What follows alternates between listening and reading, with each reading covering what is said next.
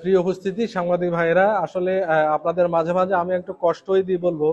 তার কারণ আসলে ছোটখাটো যে আমাদের উদ্ধারগুলো হয়, আমি আসলে আপনাদের খুব একটা ডাকি না, কষ্ট দিই না, কিন্তু বড় বড় যে চালানগুলো আমরা ধরে উদ্ধার করি, অত্যন্ত কষ্ট সাধ্য বলা যায় আসলে।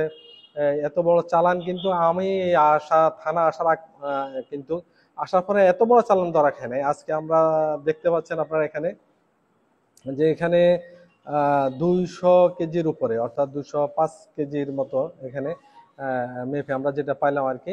তো এটা আমরা এটা গতকালকে থেকে আমার অফিসার যে সাব রেজিস্ট্রার ফারুক দেখতে পাচ্ছেন, সে আমার জানালেন স্যার একটা বড় চালান আসতেছে, তো এই আসি কোথায় যাবে কোথায় উঠবে, আমরা কিন্তু সোর্সের সাথে কন্টিনিউ আমাদের সাথে একটা যোগাযোগ ছিল। আজকে দিনের বেলা ও কিন্তু আমার অফিসাররা ওখানে পড়েছিল, কালকে রাতেও পড়েছিল, রাত্রে কোনো তথ্য পায় নাই বিধে কালকে ধরা সম্ভব হয় নাই, বাড়িঘর শনাক্ত করা সম্ভব হয় নাই।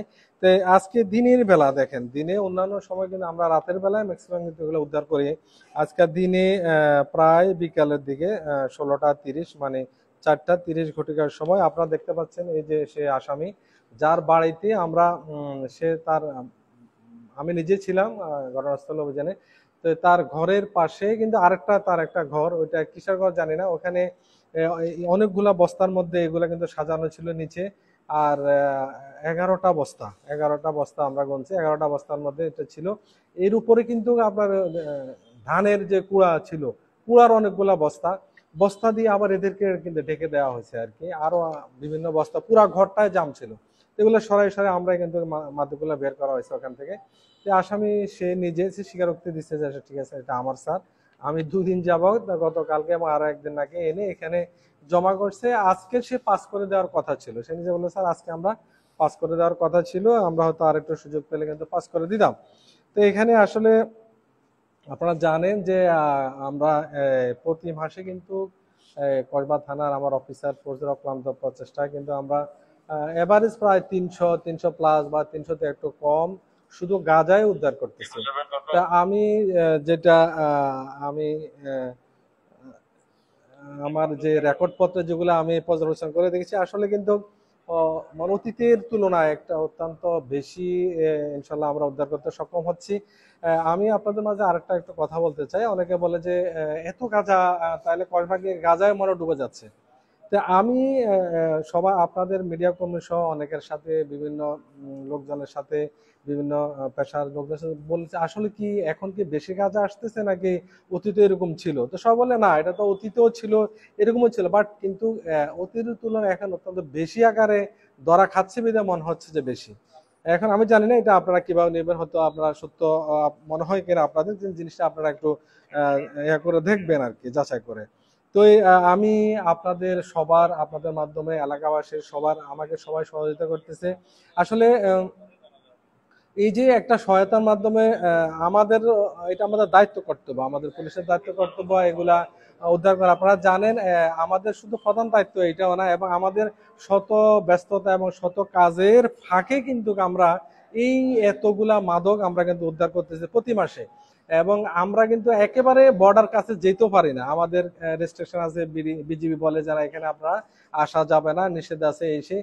তা আমরা যদি আরো বর্ডারের কাছে যাই, তাহলে আমরা আরো বেশি পরিমাণ কিন্তু আমরা মাদক উদ্ধার করতে ইনশাল্লাহ সক্ষম হব।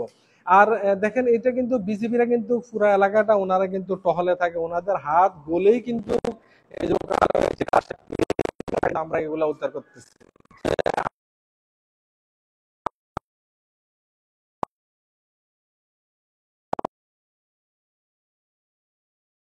সারা দেখবে, শুনবে, আমি সবার কাছে সহযোগিতা চাই আরো বেশি বেশি করে, যাতে আমি চাই যে এক পুরা বা 1 কেজি গাঁজাও যাতে পাস হয়ে আমার দেশে যাতে এগুলো প্রবেশ না করতে পারে, আমাদের সমাজের যুব সমাজ যাতে ধ্বংস না হতে পারে।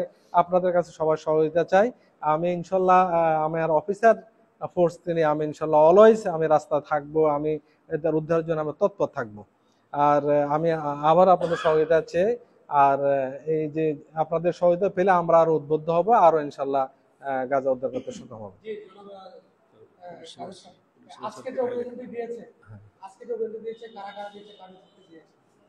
অভিযানে আসলে মেনলি যে আমার সাব ইন্সপেক্টর ফারুক এবং সাব ইন্সপেক্টর তানভীর, দেখতে পাচ্ছেন, তাদের সাথে আমাদের ফোর্স ছিল এবং তারা তথ্য পেয়ে আমাকে দিছে, আমি ছুটে গেছি।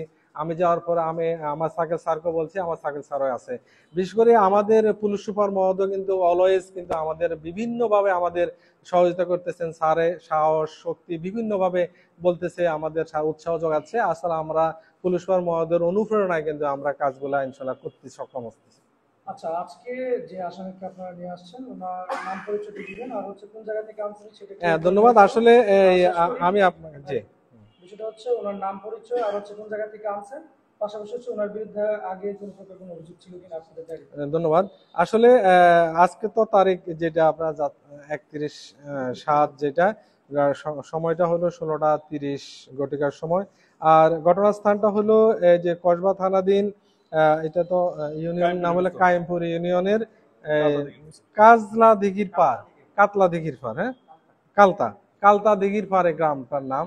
যে এখানে তার বাড়ি এবং তার বিরুদ্ধে আছে আগে পূর্ব আরো মামলা আছে। তার আমরা ঈদের দিন একবার কিন্তু দিতে পেরেছি, কত কয়েকদিন আগে। কিন্তু আসলে সে কিভাবে বেড়ে চলে আসছে, আইসা দেখেন এত বড় একটা চালান সে নেওয়ার জন্য সে মানে এই কাজটা করা অবস্থা আসলে সে ধরা খেয়েছে।